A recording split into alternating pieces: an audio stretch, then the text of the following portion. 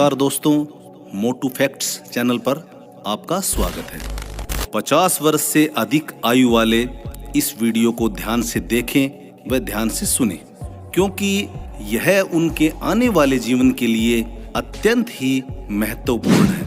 अब वो जमाना नहीं रहा कि पिछले जन्म का कर्जा अगले जन्म में चुकाना है।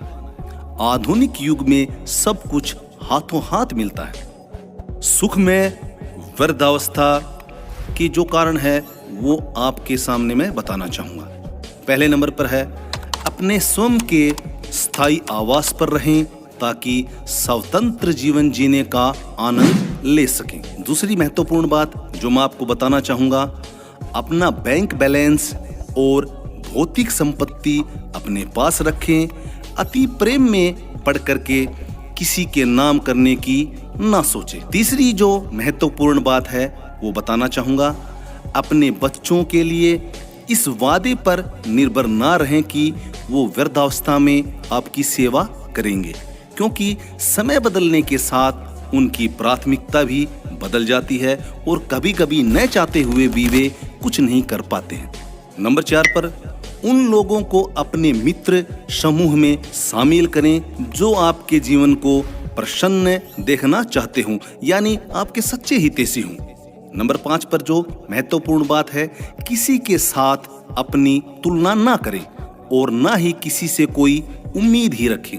नंबर 6 पर जो बात मैं आपको बताना चाहूँगा, अपनी संतानों के जीवन में दखल अंदाजी ना करें। उन्हें अपने तरीके से अपना जीवन जीने दें और आप अपने तरीके से जीवन व्यतीत करें। नंबर 7 पर जो बात बताना चाहूँगा, यह भी बहुत ही महत्वपूर्ण बात है। आप अपनी वृद्धावस्था का आधार बनाकर किसी से सेवा करवाने तथा सम्मान पाने का प्रयास कभी भी ना करें। नंबर 8 पर बहुत ही महत्वपूर्ण बात है, क्योंकि वृद्धावस्था की जो बातें आपके सामने बताई जा रही हैं, यह बहुत ही महत्वपूर्ण बातें हैं।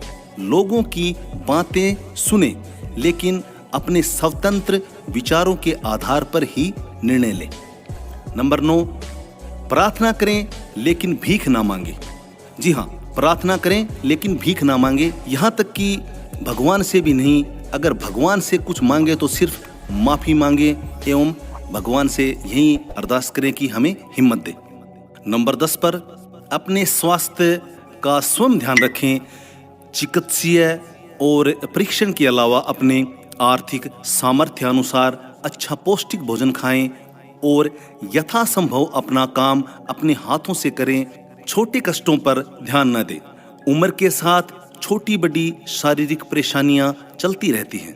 नंबर 11 पर जो आपको बात बताना चाहूँगा, अपने जीवन को उल्लास पूर्वक जीने का प्रयत्न करें। खुद प्रसन्न रहें तथा दूसरों को भी प्रसन्न रखें। नंबर 12 पर जो बात है वो बहुत ही महत्वपूर्ण बात है। यह भी जीवन का एक विशेष अपना निर्णय होता है और ये वृद्धावस्था में ये बहुत ही महत्वपूर्ण बातें होती हैं। प्रति वर्ष भ्रमण, छोटी छोटी यात्रा पर एक या अधिक बार अवश्य जाएं। और सबसे महत्वपूर्ण बातें जो 50 वर्ष से अधिक आयु हो जाती है जिनकी, तो ये वृद्धावस्था का एक पड़ाव शुरू हो जाता है 50 वर्ष के बाद में। तो हमें ये चाहिए कि हमारी उम्र जो 50 वर्ष की उम्र है या उससे अबाउ ऊपर की उम्र है, तो हमें उनसे तालमेल अच्छी तरह से रखना चाहिए, बातें करनी चाहिए, अगर आपका उनके साथ विचार या विचारधारा मिले तो। और युवा हैं जो आज की जनरेशन है, उनके साथ वैसे ही बातें करें जो कि आज का माहौल चल रहा है। भाई उनके जो आपके हमारे विचार हैं या उनके जो विचार है वो आपस में मिलते हों तभी, और ज़्यादा बहसबाजी ना करें। और कई बातें ऐसी होती हैं जो डिप्रेशन में आई या बातों के ऊपर मानसिक तौर से दबाव हो, उन बातों को इग्नोर कर दे। अपने मन को खुश रखें और चहकते महकते रहें। बस यही एक महत्वपूर्ण जो बातें हैं, कुछ एक बातें जो हमने आपको बताई हैं पॉइंट टू पॉइंट 1 से लेकर 12 तक, तो इन बातों के ऊपर विचार विमर्श करना बहुत ही जरूरी है। और यही वृद्ध अवस्था को जो 50 साल से ऊपर की उम्र है उसको खुश रखने के मेन तरीके हैं, मेन सुझाव हैं। और यही आपसे निवेदन है। धन्यवाद।